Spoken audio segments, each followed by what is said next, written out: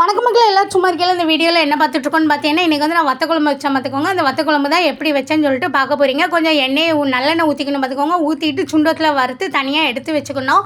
இந்த வத்த குழம்பு வந்து பார்த்தீங்கன்னா எல்லாருக்கும் வந்து பார்த்தீங்கன்னா தாய் தான் மவளுக்கு சொல்லிக் கொடுப்பா. இங்கே எங்கள் வீட்டில் வந்து பார்த்தீங்கன்னா இந்த வத்த குழம்பு வந்து எனக்கு வந்து என் மவ தான் இந்த மெத்தடு சொல்லிக் கொடுத்தா. எப்படி எதுக்காக சொல்லிக் கொடுத்தான்னு பார்த்தீங்கன்னா, நான் வந்து வெங்காயமும் வெள்ளைப்பூடும் நிறைய போடுவோம் மத்தியில் வத்த குழம்புல. அது திங்கிறதுக்கு அவளுக்கு மாச்சலாக இருக்கும், வெள்ளைப்பூடும் வெங்காயத்தையும்.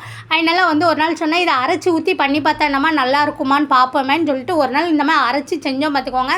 ரொம்ப ருசியாக வந்துட்டு அதிலேருந்து நான் கொஞ்சமாக வத்த குழம்பு வைக்கணும் இப்படி தான் வைப்பேன் பார்த்துக்கோங்க.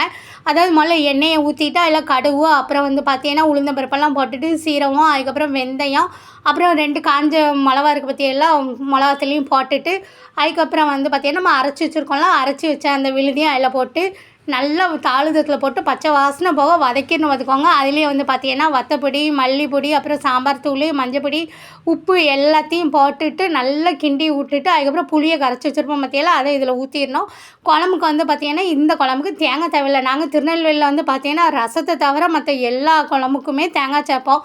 ஆனால் இந்த குழம்பு வந்து என் மாவா கண்டுபிடிச்ச குழம்புல தேங்காவே இல்லாமல் தான் இருக்கும் பார்த்துக்கோங்க. நான் நிறைய குழம்பு வைக்கணும்னு வைங்களேன், வத்த குழம்பு தேங்காய் அரைச்சி ஊற்றி நான் ஏன் பக்குவப்படி தான் எப்போவுமே வைப்பேன். இந்த மாதிரி கொஞ்சமாக வத்த குழம்பு வைக்கணுன்னா இப்படி அரைச்சி ஊற்றி வச்சுருவோம் பார்த்துக்கோங்க.